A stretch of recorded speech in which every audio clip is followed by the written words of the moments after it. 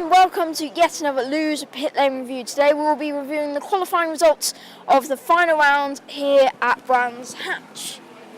We're going to start off with the Chris Doxon team, 28th overall in qualifying. He's now starting to really get some improvements in results and consistency. The car seems to be he seems to be performing a lot more consistent, doesn't seem to be breaking down as much. Now he's changed his engine. Outside the Dan Welsh garages now. Ollie Jackson and Dan Welsh are two drivers. Unfortunately, it's been where we've seen them all season long. Dan Welsh 29th, Ollie Jackson 30th. It's a bit of a shame because Rockingham showed what they can do. We've already done Chris actually. We're now outside the Laser Tools garage. We can just go around.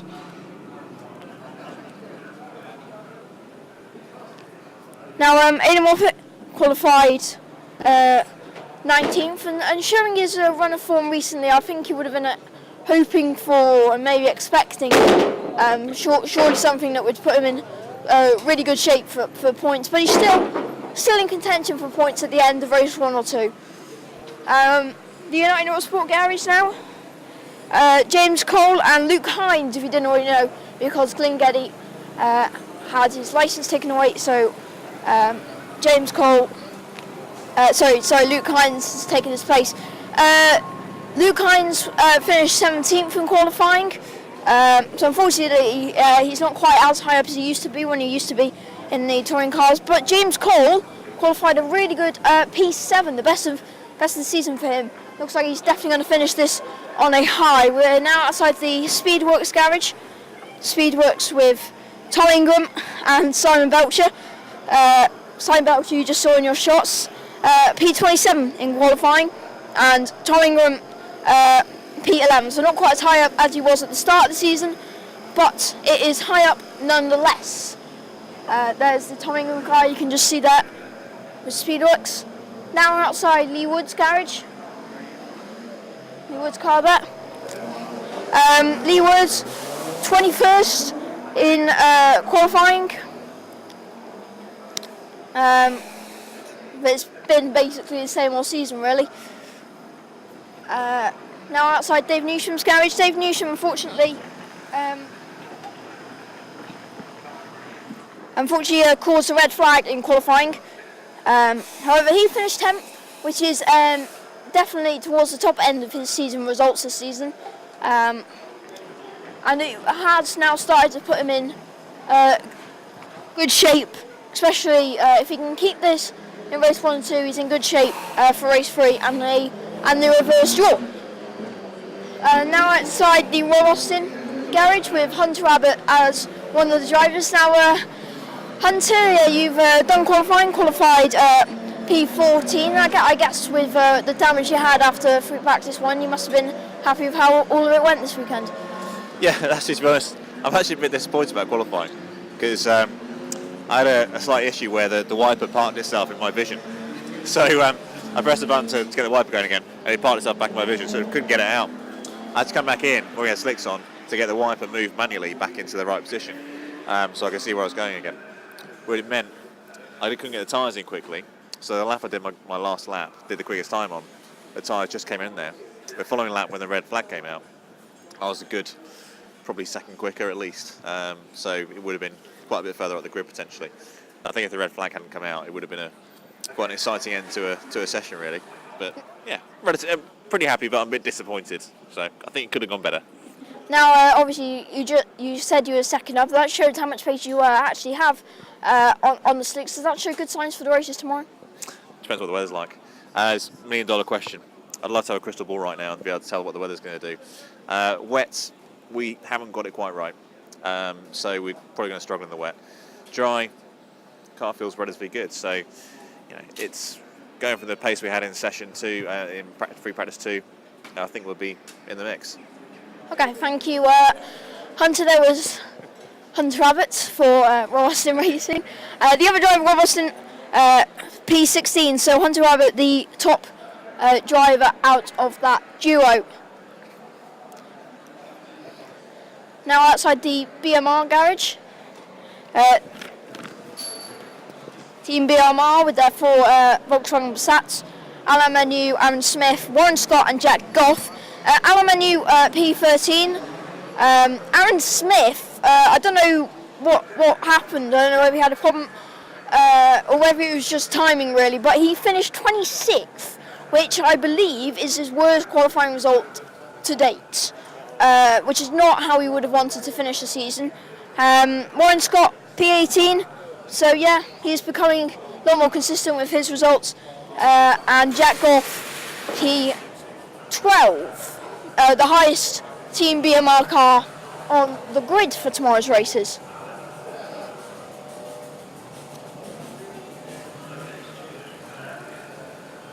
Now we're outside the Pertec Racing Garage. Pertec with Andrew Jordan and Martin Depper. Andrew Jordan 15th, so not quite as high up as you would have expected to be, especially seeing how quick everybody else was going. And Martin Depper 24th. So yeah, another what could have been really for Martin Depper. Now outside the Wicks Racing Garage with Adam Morgan P5. He definitely made use of the last minute pace coming from the track, and he really has put himself into great shape for a podium at the end of the weekend. Now outside the Krabbies Racing team with Jack Clark, the driver, P20. Jack Clark, which he's been showing better run of form recently, getting decent points, so it's not really been where he would have wanted to be. And finally, the final two Ford Focus team, with the Airways team, with Fabrizio Giovanardi and Matt Jackson.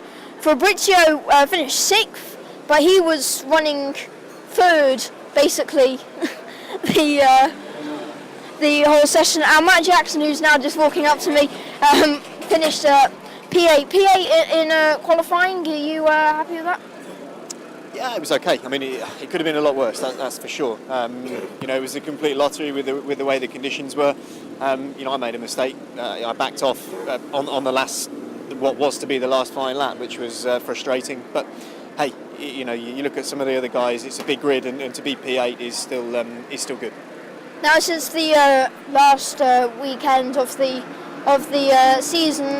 Do you think you're going to put yourself into good shape to get a podium to finish off the season on a high? That's definitely the aim. I think we've got pace in the car. The car seems very good.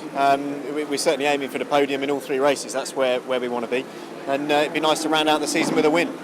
Okay, thank you very much. Matt Jackson, I was a pretty happy Matt Jackson there. And now we're outside the eBay Motors. Team eBay Motors with Nick Foster, Rob Collard and Colin Turkington, who is 50 points ahead going into this weekend. And mathematically, all he needs to do is score 11 points throughout the whole weekend to confirm the title. And he's put himself in great shape. 4th in qualifying, and we'll get to where Plato finished a little bit later on. Rob Collard, obviously, with his repaired BMW after his big accident at Silverstone, 23rd. And Nick Foster, I think a season's best, 9th, and he was really happy with that. There is Rob Collard.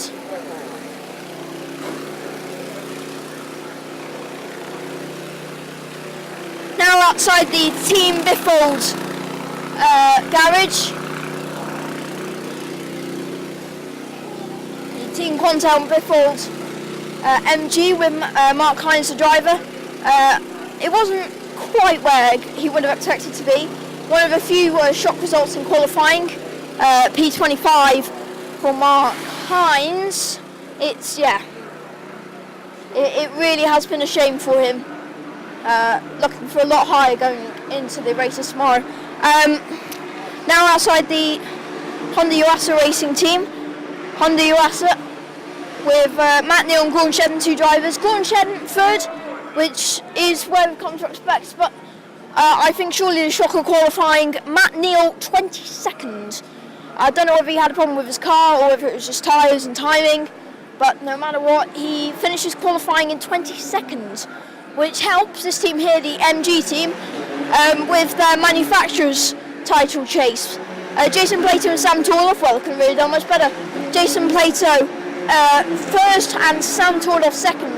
It has been a great team effort in qualifying for them. So yeah, that rounds out the Brands Hatch qualifying pit lane review. A few shocks and definitely a few happy drivers. And I hope to see you all for the next time the BTCC is back in action here at Brands Hatch.